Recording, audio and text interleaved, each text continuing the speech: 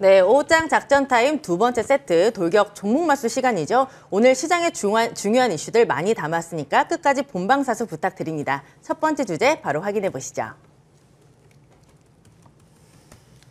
네, 첫 번째 주제입니다. 전 세계적인 인플레이션 공포, 대세 하락장 시작됐나라는 주제입니다.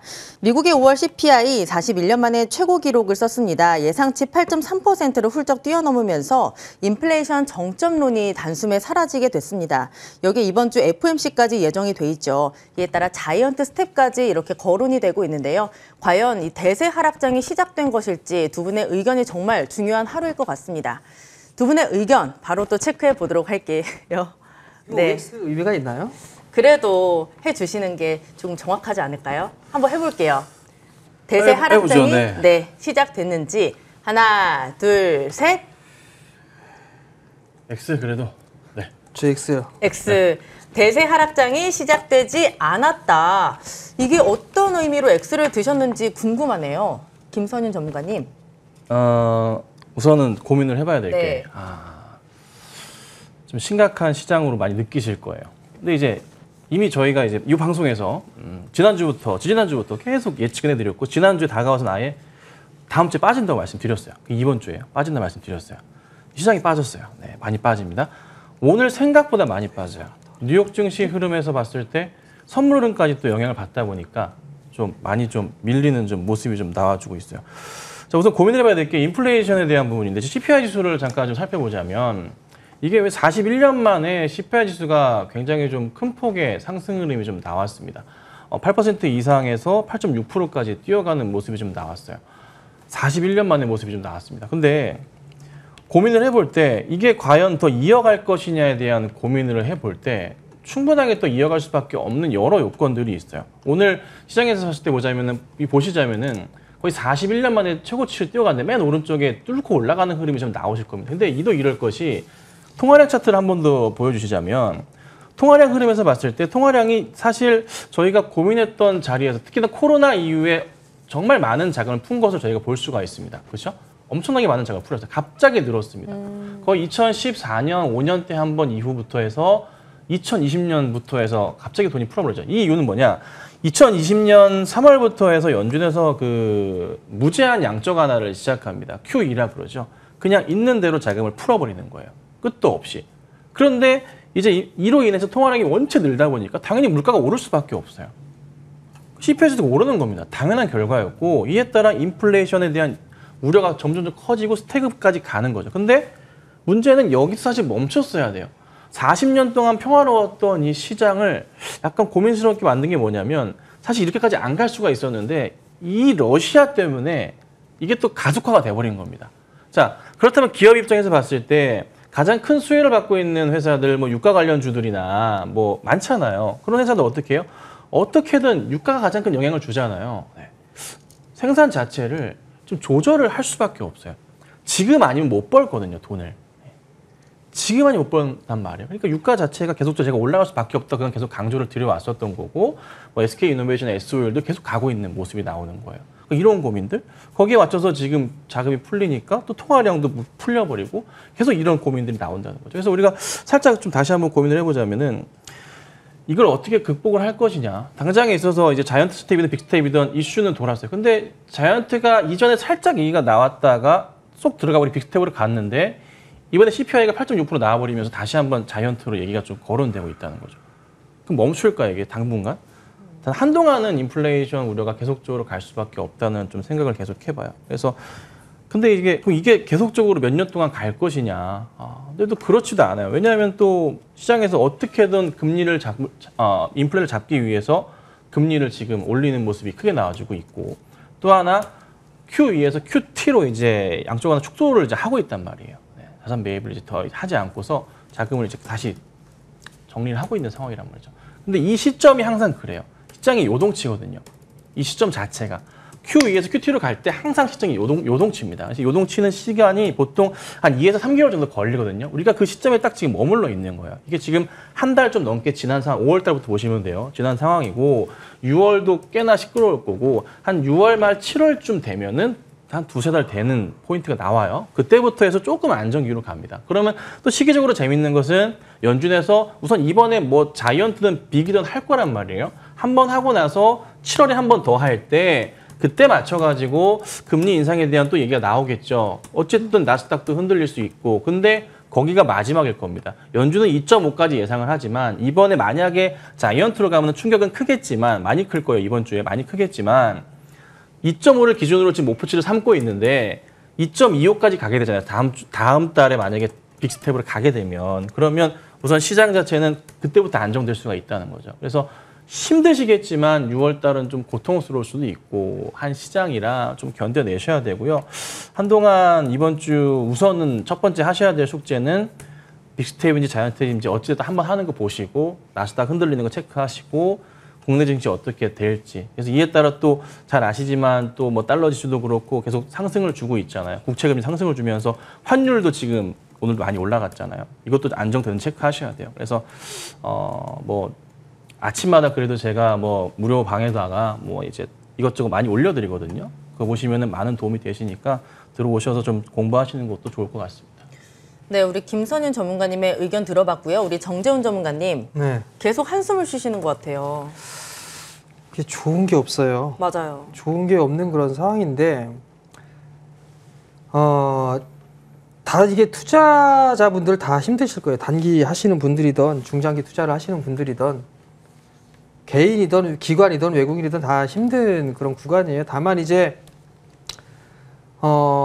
미국 시장이 어쨌든 물가 지표가 급등이 나오면서 출렁거리는 그런 모습들이 나오게 된 요인은 이번 주에 FOMC에서 이제 자이언트 스텝에 대한 얘기가 나오기 때문에 지금 투심이 좀 상당히 위축되어 있는 그런 상황이에요. 그러면서 도미노적인 현상이 좀 나오고 있는 그런 상황들이에요. 현물도 일단 주식시장 안 좋은 그런 모습도 보여주고 있죠. 가상화폐 시장도 급락 나와주고 있는 그런 모습들이고 원달러 환율 급등 나와주고 있고 좋은 그런 모습들은 하나도 없는 그런 상황들이에요. 다만 이제 여기서 좀 봐야 될 부분은 그러면 여기서 매도를 하고서 현금을 다 만들어야 되느냐 아니면 버텨야 되느냐 아니면 매수를 해야 되느냐 이 세 가지가 좀 있을 것 같아요. 근데 지금 구간에서 이걸 매도를 한다? 글쎄요. 그거는 아닌 것 같아요. 왜냐하면 지수, 그러니까 저도 생각했을 때는 지수가 반등이 나오고 난 이후에 저점 이탈을 한 번 더 할 걸로 예상을 합니다라고 좀 말씀을 드렸어요. 근데 반등이 먼저 나온 게 아니라 하락을 저점을 먼저 깨버리는 그런 모습들이 좀 나왔거든요. 그러면 지금 길게 놓게 보면 먼저 선 조정으로 받아버린 상황으로 저는 판단을 해요. 물론 물가가 안 좋고 침체로 가고 금리 인상 얘기 나오고 그 부분들이 지금 시장에는 어느 정도 반영이 되어 있다라고 좀 생각을 해요. 거기에다가 추가적으로 이제 한국에 있어서의 문제로 좀 더 볼 수 있는 부분들은 더 심각하게 볼 수 있는 거? 그런 부분들은 중국 쪽에 다시 재봉쇄가 들어가고 있다라는 점, 그 다음에 원자재로 인해서 경상수지가 적자가 나고 있다라는 점, 무역수지 적자가 나고 있다라는 점, 이 부분들이 한국에 있어서는 더 안 좋게 지금 보여지고 있는 그런 상황이에요. 그럼 결국은 가장 먼저 빨리 해야 될 부분들은 물가라든가 이런 부분들이 좀 잡혀야 되는데 그게 잡힐 기미가 보이지 않기 때문에 한국 시장은 조금 더 부진한 그런 모습들을 좀 보이는 거고 중국이 봉쇄 조치에 다시 들어가다 보니까 수출에 대한 부분들이 좀 줄어들지 않겠느냐라는 우려감이에요. 근데 이 부분들이 다 시장에 이미 어느 정도는 좀 반영이 되어 있는 그런 상황들이에요. 그렇기 때문에 지수는 아마 더 밀릴 거예요. 제가 예상을 했을 때는 사실 여기 지금 선물 기준으로 331포인트가 지금 깨졌어요. 선물 기준은 331포인트가 깨졌는데 320포인트 정도까지는 일단 열어놔야 될 거예요. 그 밑으로도 한번 출렁거림이 더 나올 수도 있는 그런 상황들이에요. 그러면 지수를 보게 되면 업종 지수로만 코스피 지수로 보게 되면 3,300대까지 있다가 지금 2,520까지 빠졌어요. 그러면 퍼센티지만 따져도 30%가 넘는 하락을 보였던 거고 그 빠지고 있는 사이에 반등이 나올 거야 라고 해서 힘들게 버텼어요. 힘들게 버티다가 맨 마지막 클라이막스에 매도를 하시는 투자자분들이 좀 계시거든요. 제 생각엔 지금 지수 기준으로 아니면 지난주 금요일 종가 기준으로 그 이상은 올해 안으로는 무조건 넘어갈 것으로 전 예상을 하고 있어요. 그렇기 때문에 지금 많이 힘드시다라고 하게 된다라면 아예 시장 HTS를 보지 않는 전략이 좀 더 좋지 않을까라고 좀 보여지고요. 현금이 있다? 난 추가 매수를 하겠다라고 한다라면 오히려 이번 FOMC가 저는 변곡이 좀 되지 않을까 싶어요. 이왕 할 거 그냥 화끈하게 올려버렸으면 좋겠어요. 그 다음에 뭐 이렇게 크게 올린다 그런 얘기 안 하고 그냥 거기서 하루 그냥 충격을 줘버리게 되면 저는 그냥 거기서 끝나지 않을까 싶어요. 그러니까 FOMC가 변곡이니까 그 수요일부터 한번 시장을 좀 유심히 보는 그런 전략이 좀 좋지 않을까 싶고 지금은 보유를 하고 있는 게 더 맞다. 그렇게 좀 말씀을 드리고 싶습니다. 네, 두 분 다 이전부터 시장이 밀릴 거다라고 말씀을 해주셨는데 오늘 시장의 낙폭이 굉장히 깊습니다. 그래도 이럴 때 또 오르는 종목군들이 있잖아요. 뭐 원자재, 에그플레이션 관련주들이 움직임을 보이고 있어요. 조금은 더 갈 수 있지 않을까라는 생각이 드는데 이쪽에 대해서 접근은 어떻게 생각하세요, 김선진 전문가님? 원자재. 네, 뭐 곡물이나 곡물, 에너지. 네. 저는 이제 에너지 그 유가가 더 오를 거라고 좀 베팅을 하는 터라 네. 그래서 뭐 그 얘기 많이 드려왔잖아요. 그래서 추가적으로도 갈 수도 있다. 근데 120 이상에서 현재 올라가고 있는데 130, 140, 한 130, 40 정도를 고점으로 봐요.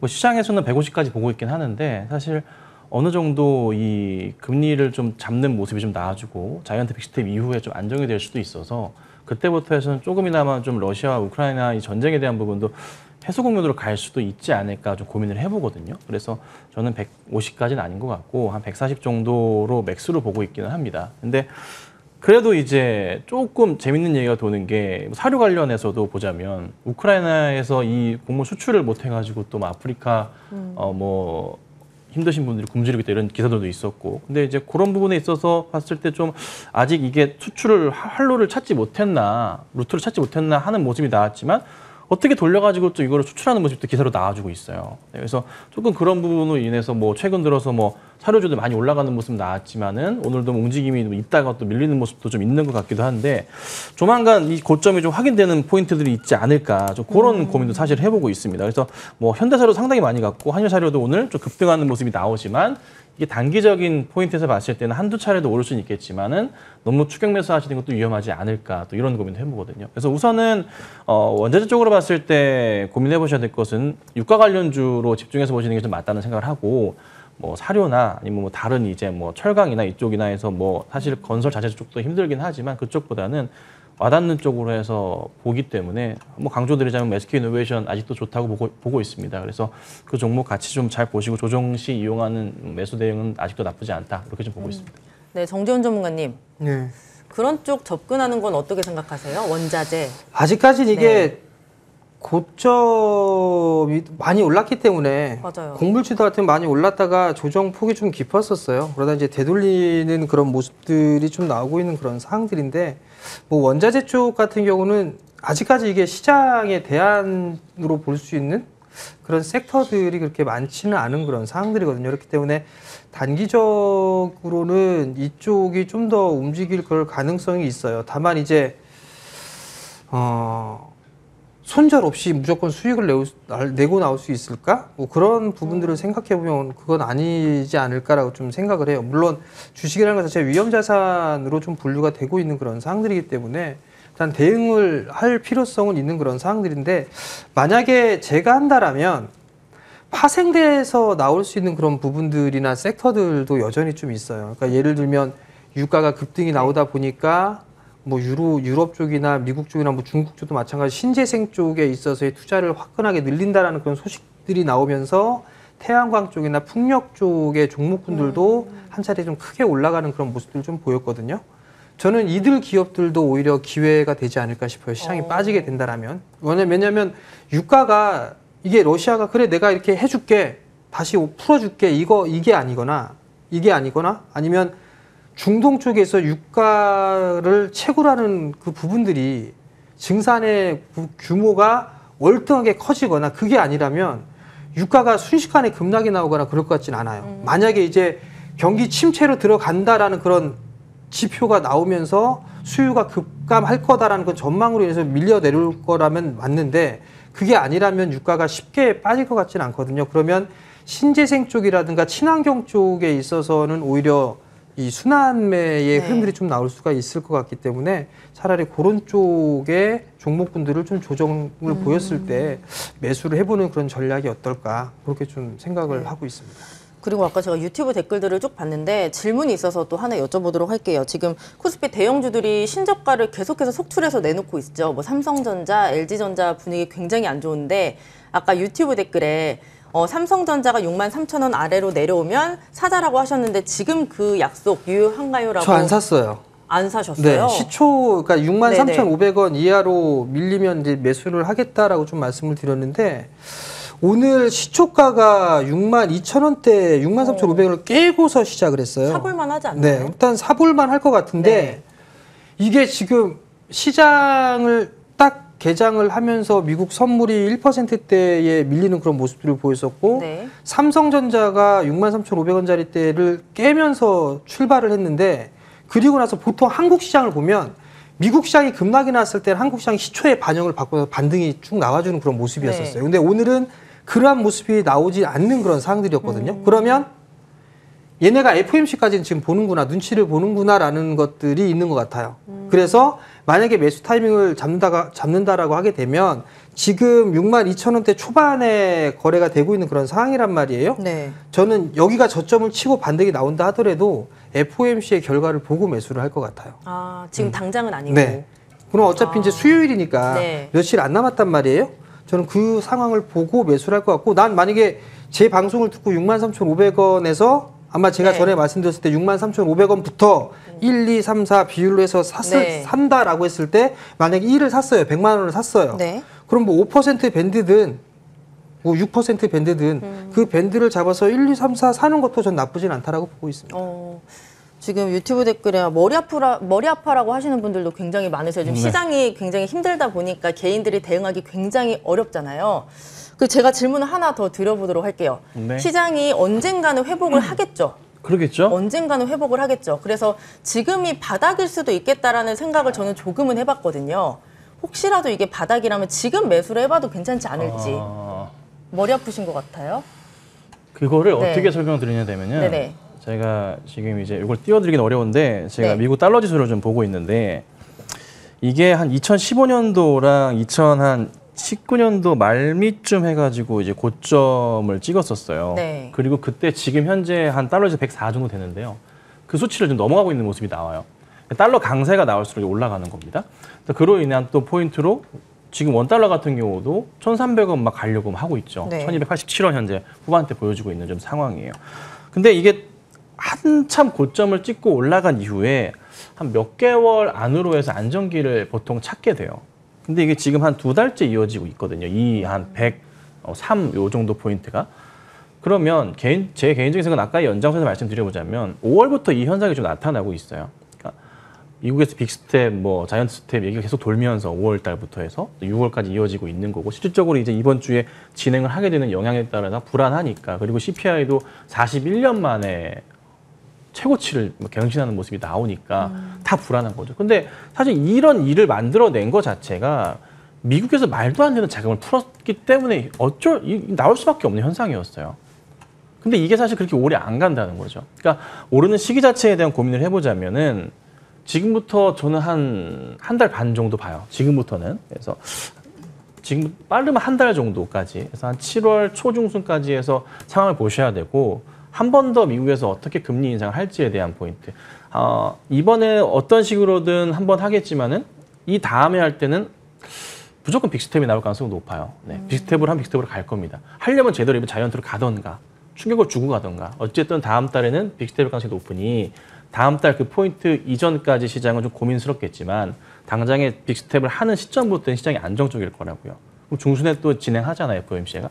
그러니까 시장이 조금은 고민스럽더라도 거의 뭐 맥스는 7월 한 초중순 정도가 바닥을 확인하는 그런 자리. 지금부터도 거의 아마 큰 폭의 하락은 제한적일 거고 이번에 충격을 거치면서 약간 횡보하는 모습이 좀 나오다. 올라가기 쉽지 않을 것이. 지금은 좀 다음에 이제 제가 썸머리라고 말씀드리고 있잖아요. 8월달, 7월말, 8월달 굉장히 좋은 시장이 나올 거예요.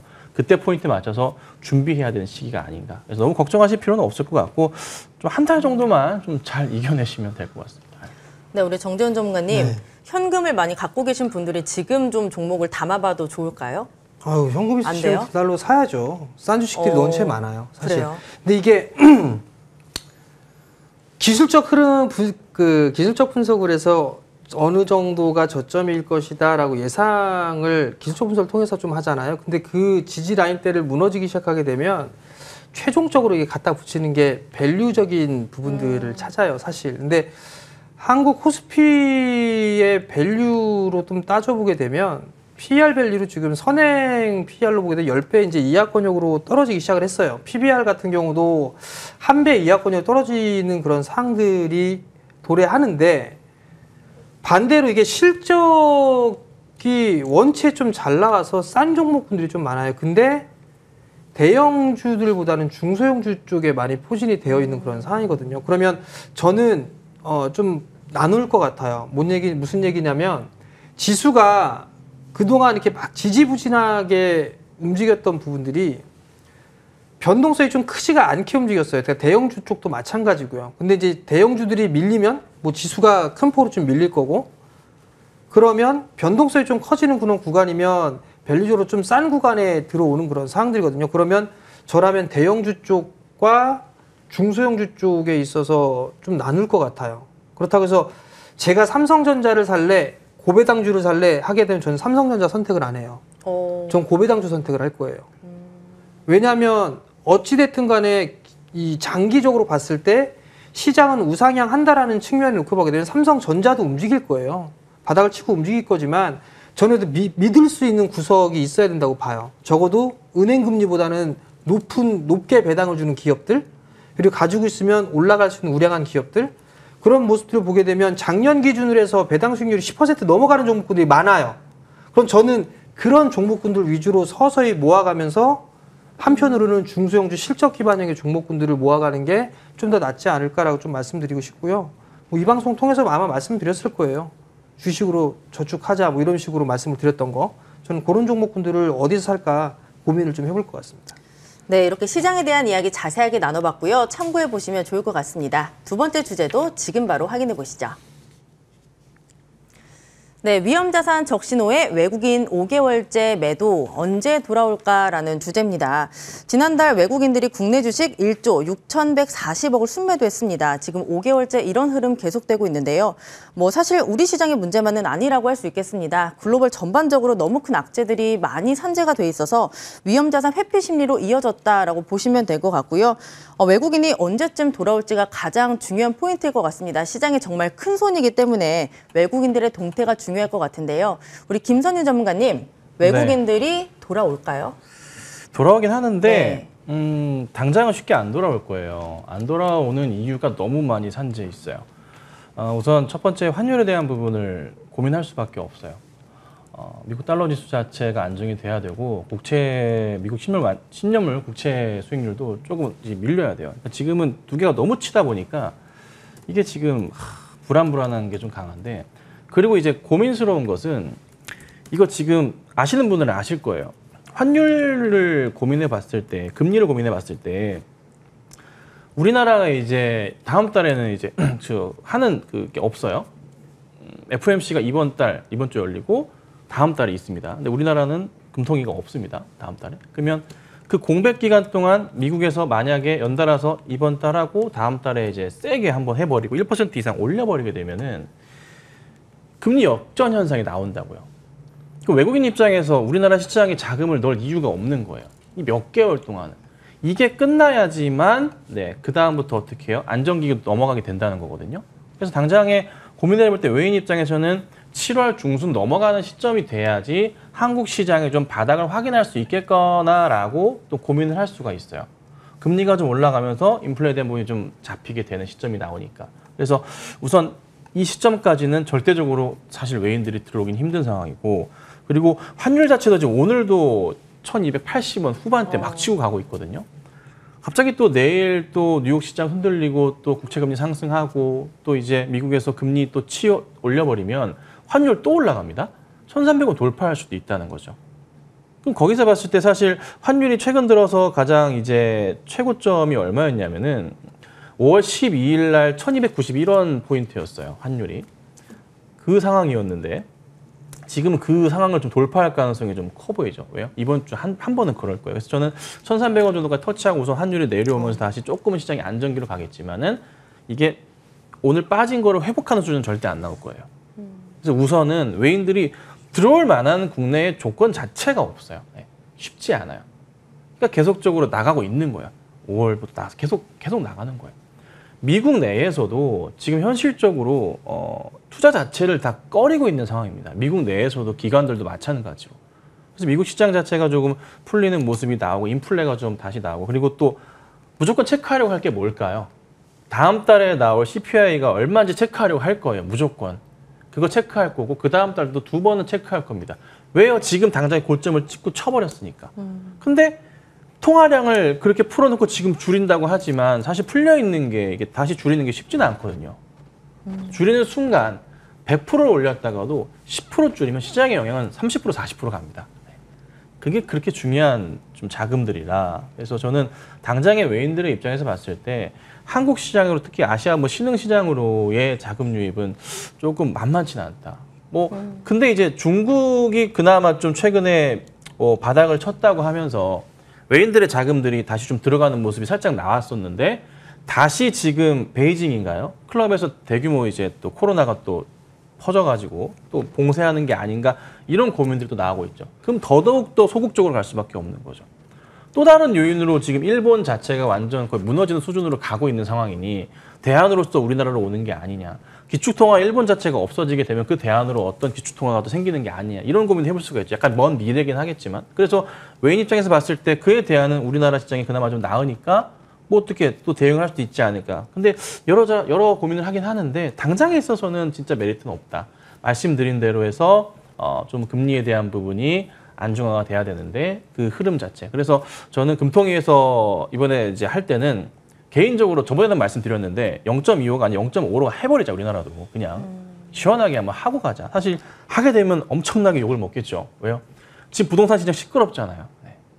대출이자 어떻게 할 거예요? 고민도 많겠죠. 엄청나게 고민이 많으니까 하고 싶어도 못하는 상황인 거는 저도 이제 그런 것 같은데 그래도 한 번은 겪고 가야 될 문제인 것 같아요.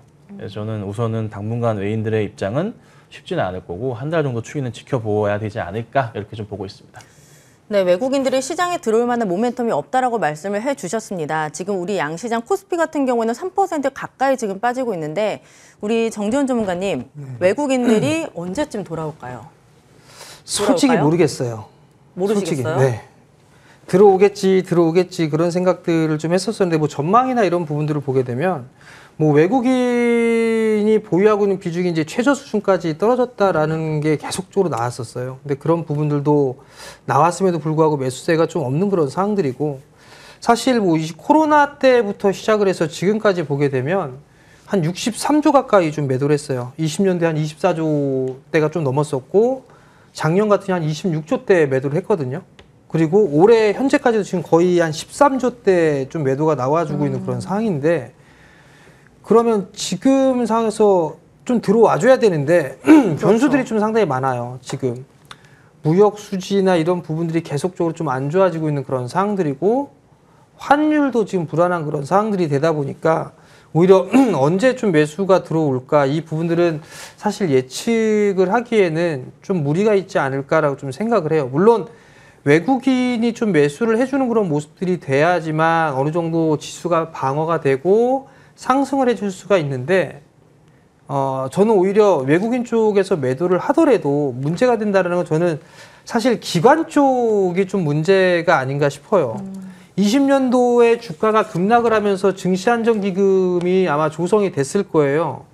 그거 거의 쓰지도 못한 걸로 저는 알고 있거든요. 왜냐하면 20년도에 V자 반도 너무 세게 나왔기 때문에 그거 매수했다가 만 걸로 알고 있어요. 그럼 지금같이 불안한 시장 같다라면 그 자금을 활용할 수도 있을 것 같은데 그러한 소식은 전혀 없는 그런 상황들이고 오히려 연기금 쪽 같은 경우는 국내 투자에 대한 비율을 더 줄이겠다라는 얘기들이 좀 계속적으로 나오고 있는 그런 상황이거든요. 국내 쪽의 기업들만 보더라도 사실 우량하고 전 세계적으로 밸류적으로 따져봐도 싼 종목군들이 되게 많아요. 스몰캡 종목군들 중에서도. 그러면 그러한 종목군들은 충분히 매수를 해줄 수가 있는데 그런 것들을 아예 생각도 안 해버리고 그냥 무작정 비중을 축소하겠다라는 발표를 해버리고 조성이 되어 있는 안정기금조차도 활용하지 않는 그런 모습들이 오히려 시장이 더 답답하게 흘러가는 게 아닌가라고 좀 보여지고요. 사실 외국인은 언젠간 돌아오겠죠. 뭐 보유 비중이 최저 한도까지 나왔으니까. 그리고 또 하나는 우리나라에 한 660조 대 외국인들이 보유를 하고 있는데 삼성전자하고 삼성전자 우선주가 거의 한 180조 가까이 될 거예요. 180조 좀 넘나 그럴 거예요. 그러면 삼성전자가 만약에 이게 전망이 좀 어둡다라고 하게 된다라면 삼성전자들 매도가 더 나올 수가 있겠죠. 그러면 외국인 쪽에 있어서의 매수 그 비중은 더 보유 비중은 줄어들 수밖에는 없어요. 그렇기 때문에 하루라도 빨리 삼성전자의 주가가 좀 바닥을 잡아주는 그런 모습들을 좀 보이는 게 제일 좋지 않을까 싶습니다. 네, 이렇게 두 분의 의견까지 들어가 봤고요. 참고해 보시면 좋을 것 같습니다. 이런 시장인데 어떤 종목을 또 말씀을 드려야 될지 고민이 많으셨을 것 같아요. 우리 김선인 전문가님, 오늘 종목 하나 픽해 주시죠. 종목이라기보다는 네. 섹터로 좀 열심히 얘기하는 게 나을 것 같기도 해요. 네. 그래서 사실 고민스러웠던 게 뭐냐면 종목 말씀드려도 돼요? 네네네, 오늘? 종목이요. 하나를 더 말씀드리면 좋을 텐데 시간이 안 되네요. 제가 말씀드리지 못했던 내용은 제가 그 무료 방에다 올려드리도록 하겠습니다. 종목 얘기를 해보죠. 네. 자, 오늘 가지고 나온 종목은 좀 솔직히 좀 많이 답답했어요. 무슨 종목을 해야 되나? 이 세상에 도대체 쉽지 뭘 않죠. 추천을 해야 되나? 종목이 안 잡혀. 지난주부터 종목 추천하기가 너무 힘들었어요. 그래서 그냥 가볍게 하자. 어차피 시장에 좀 상관없이 그래도 자체적으로 올라갈 수 있는 걸 하자 해서 CJ CGV를 가지고 나와봤습니다. 조금 약간 뜬금없긴 하고 지난주에도 약간 좀 토론을 했었던 그런 네. 종목이기도 해요. 근데 이 종목을 좀 가만히 좀 보고 있으면 그래도 어느 정도 지지층, 그러니까 바닥 확인이 좀 되는 상태에서 올라갈 수 있는 좀 여력이 좀 있는 것 같아요. 우선은 그 범죄도시 2가 1000만을 돌파를 했습니다. 네. 이게 그래도 좀 영화 시장에 긍정적인 좀 퍼포먼스를 좀 만들 수 있을 것 같아요. 이게 만들어지게 됐는데 저도 이제 영화 쪽에 좀 일을 해보기도 했었고 투자도 많이 해본 관계로 내용들을 좀 알고 있는데요. 작년 말까지 해서 올해 개봉해야 될 영화들이 60개가 넘게 있는 상황입니다. 정말 힘든 시장이었어요. 빨리 개봉을 해야 되는데 시장 자체가, 영화관 자체가 또 오픈이 안 되다 보니까 정말 힘들게 이어가고 있는 상황이었거든요. 근데 하나가 터져줬습니다. 자, 이로 인해서 국내 영화도 앞으로 계속적으로 개봉 러시가 이어질 거예요. 이때 시작해야 되거든요. 그로 인해서 계속적인 이제 영화관의 매출 포인트가 크게 이어질 건데 5월부터 월간 BEP 이어서 2분기에 실적 개선이 좀 이어지는 포인트가 굉장히 큰 것 같고 CGV가 그리고 3분기부터 해서 본격적으로 또 영화 성수기거든요. 그럼 이에 따라 하반기 실적에 대한 기대감도 같이 커지는 것 같습니다. 그리고 저는 이거를 악재라 보는 사람도 많은데요. 디즈니 플러스하고 넷플릭스가 뭐 가입자 감소나 좀 잘 되지 않는 포인트들도 있어요. 근데 저는 오히려 이게 가입자 감소한다는 게 밖으로 나온다는 거거든요. 저는 오히려 긍정적으로 봅니다. 해석하기 나름이긴 하지만 저는 긍정적으로 봐요. 그래서 이 부분도 조금 호재가 아닌가라는 생각을 좀 해봅니다. 자, 그래서 매수가랑 목표가를 좀 말씀 좀 드려보자면요. 자, 매수가는 28,000원 아래에서 차분하게 천천히 매수 대응하시면 좋을 것 같고요. 목표가는 제가 1차로 33,000원 말씀드리고 2차 4만 원 말씀드려보도록 하고요. 손절가는 26,500원 말씀드리도록 하겠습니다. 네, 오늘 접근도 괜찮은 종목이네요. 나쁘진 않습니다. 그래도 매수할 수 있는 구간 보시고요. 조정 시 이용하시는 게 안전할 것 같습니다. 네, 오늘의 관심 종목은 바로 CJ CGV였습니다. 계속해서 시장 전략 함께 세워보고 싶으시면요. 문자 샵 0988로 김선윤 입력하고 보내주시면 함께 하실 수 있는 노란통 링크 전송해드리고 있으니까 많은 참여 부탁드릴게요. 네, 이번엔 우리 정재훈 전문가님의 종목 픽도 들어볼게요. 네, 전에 한번 소개를 시켜드렸던 기업이에요. 태광입니다. 6월 초에 목표가에 좀 도달을 하고 난 다음에 지금 4거래일째 조정을 좀 받고 있는 그런 상황이거든요. 사실 투자 포인트 자체가 1분기 때 실적이 좀 상당히 좋게 나왔었어요. 좋게 나왔던 그 부분들이 지금 사업을 하고 있는 쪽에 있어서의 업황 자체가 좀 상당히 좋게 진행이 되고 있는 그런 상황들이고요.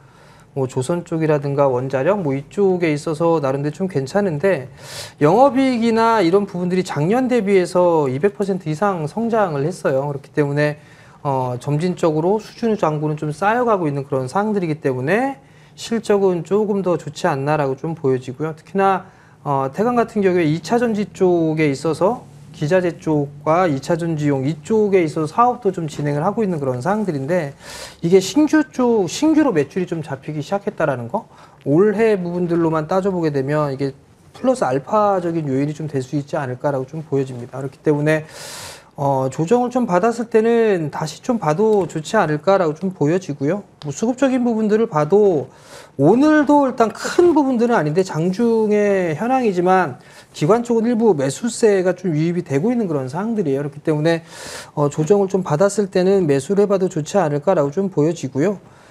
가격적인 전략은 지금 주가가 12,500원인데 이 자리 때부터 매수하시면 될 것 같아요. 12,500원에서 한 11,500원 좀 러프하게 좀 잡아드릴게요. 그렇게 좀 잡아드리고 다시 1차 목표가는 13,500원을 좀 제시를 해드리도록 하겠고요. 손절가는 1,500원 정도 제시를 해드리도록 하겠습니다. 네, 오늘의 관심 종목은 바로 태광이었습니다. 오늘 분석 참고해보시면 좋을 것 같고요. 계속해서 시장 전략 함께 세워보고 싶으시면 문자 샵 0988로 성공 정재훈 입력하고 보내주시면 함께 하실 수 있는 노란통 링크 전송해드리고 있으니까 많은 참여 부탁드릴게요. 네, 2세트는 여기서 마치도록 하겠습니다. 3세트 종목 상담이 기다리고 있죠. 전화 02786-1022-1023, 문자는 013-3366-8200, 유튜브 머니투데이 방송을 통해서도 참여 가능한 거 알고 계시죠? 종목명, 매수가, 비중 함께 올려주시면 잠시 뒤에 여러분들의 종목 고민 시원하게 해결해 드리도록 하겠습니다. 두 분과는 여기서 인사 나누도록 할게요. 내일 뵙겠습니다.